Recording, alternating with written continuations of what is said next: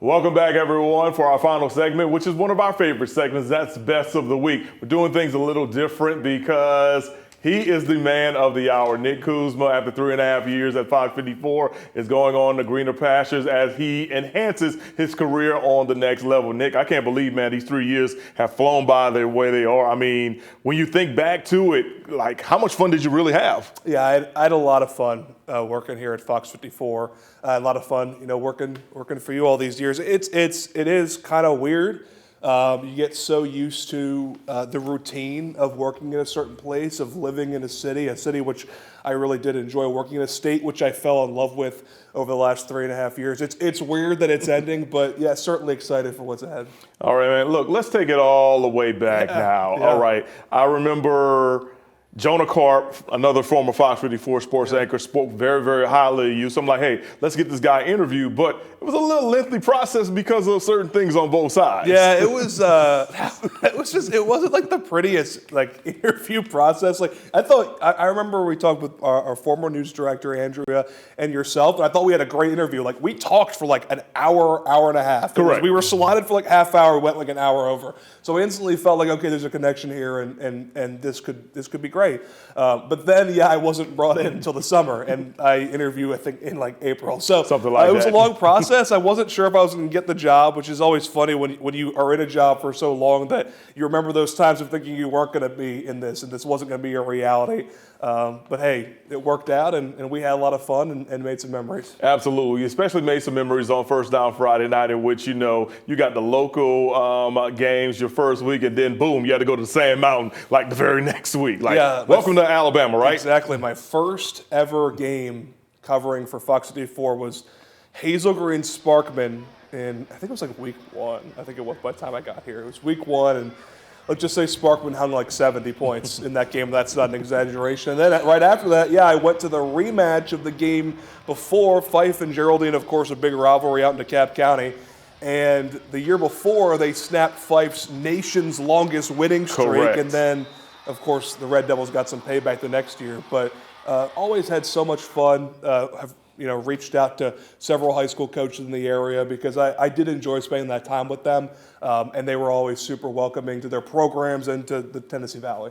A lot of great football games you have attended, especially in the SEC and the SWAC. And your first SEC game, you had to kind of run for your life, if I recall. First ever SEC game of my life was 2022 Alabama versus Tennessee. And Crimson Tide fans probably, they wouldn't love to know that I quite literally have never seen Bama win in Knoxville because I was there in 22 and I was there in 24 as well. I loved covering this league, and as you know, that's a big reason why I'm going to get to keep covering this league. Correct. It was something that I really wanted to do. And I'm a kid from the Northeast. I'm from Pennsylvania. I went to college at Syracuse University, ACC, but really Big East historically. And to just fall in love with covering the league the way I did was something I didn't necessarily see coming. But I'm certainly glad that I got these 3.5 years of experience so I can keep doing it again professionally. Now, another good SEC experience you got a chance to go was basically in my backyard, going to Tiger Stadium in Baton Rouge for Alabama versus LSU. You're all hyped up about it, but then Mother Nature had something to say about that. Yeah, let's say it was one of those rains. You just know you're not going to be dry for like the next 7-8 hours. It was gross. It was 2024. 2024 Bama at LSU. It was a college football playoff, eliminating game. Yes, it was. Huge win for Alabama. Jalen Miller went nuts. He went nuts in the rain. He did. It was one of those, I had never been to South Louisiana before, and I'm like, okay, it's November. Why is it so hot? It's so humid. It's like a soup bowl out here, and then all of a sudden the rain came, and it was a miserable experience, but I'm glad I went, and I'm really lucky to have been in Alabama, sort of the heart of the Southeastern Conference, and to have gotten to go to so many of the stadiums. I had never been to an SEC game before going to Neyland Stadium in 2022, and I got the opportunity to go to Alabama, of course, Auburn, Vanderbilt when Alabama A&M was up there, Tennessee twice. I got to go to LSU. I got to go to Sanford Stadium in Athens, Georgia. I got to go to Mississippi State. Not in the SEC. Got to go to Florida State this past year. Right. I got the opportunity to go to so many cool places in this region, this country, and I'm super thankful to Fox 54 for letting me go, to you for saying, yes, let's do it. And it's been a lot of fun, and of course that was some regular season stuff. There's also postseason stuff as well. Indeed. My last football thing I'll ask you about pertains to the Southwestern Athletic Conference. Yes. Of course, you are in SWAC territory covering Alabama A&M. Got a chance to see Alabama State as well, and you went to a bunch of Magic City Classics as well. And when I say he's had the experience, he'll text me like, "Oh my God, this is crazy, but this is some good stuff, man." What are you going to miss about about that big game? I'm going to miss the pageantry of it for sure. I'm going to miss the just what it meant to the state, what it meant to the alumni bases of Alabama A&M and Alabama State, and I'm going to miss the people at Alabama A&M a lot. Some of the most welcoming people that you could ask for, and I really did love covering that school and covering that league. And it, we're really tight with Alabama A&M and the folks at UNA. And they make our job so much easier. Indeed. Not just because of their professionalism and their wanting of us to be there to cover their events, but also because of their kindness. Correct. Let's get away from football for a second, man. You had an opportunity to cover a lot of great basketball teams here, both on the high school and the collegiate level. You and Simon Williams got a chance to go to the Final Four a couple of times, SEC championships a couple of times. What were those experiences like for people who never get a chance to do that? That was awesome, and we'll always have the 2024-2025 college basketball season. Correct. It was unlike anything we've ever seen in the state of Alabama. When you had Alabama and Auburn both in the tournament, both great. Auburn won the SEC regular championship, went to the Final Four. UNA, that was one of the most fun I've had, was UNA's run to an ASUN championship game.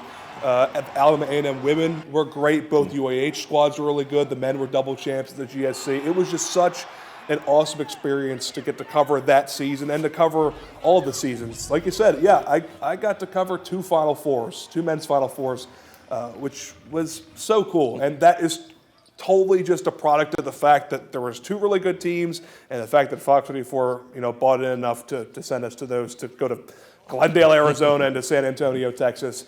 The first time Fox 24 ever covered a Final Four, the first time, that Alabama was in it, and the second time Auburn was in it. And then I got to see both Alabama and Auburn win SEC tournament championships in person. So great basketball times here when I was here as well. Certainly. Of course, I know you're a very big baseball guy. You enjoyed everything you did with the Rocket City Trash Pandas. We also had the tribute to the Negro Leagues down in Birmingham. That was a very, very fun experience. But I think another experience is probably that sets itself apart that you were able to be a part of were MLB All-Star Game coverage that just so happened to be in the same city as the SEC football media day. So it's like, hey, let's kill two birds with one stone. And you are the person leading the coverage with that. Yeah, 2024 SEC media days and the MLB All-Star Game were both in Texas. And then in 2025, they were both in Atlanta. It was really cool to get to cover both those events. I'm a huge baseball fan. So really bucket list type stuff to get to cover that on top of, the tribute to the Negro Leagues and the Rick Woodfield game was one of my absolute highlights here. And it was really cool that we bought in all those because all three of those events were right here on our channel. Certainly.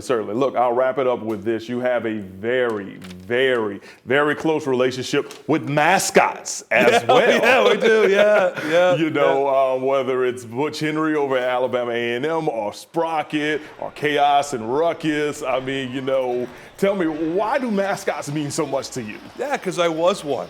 I was not everyone knows that. I was a professional mascot for 3 or 4 years. It was my first job in high school.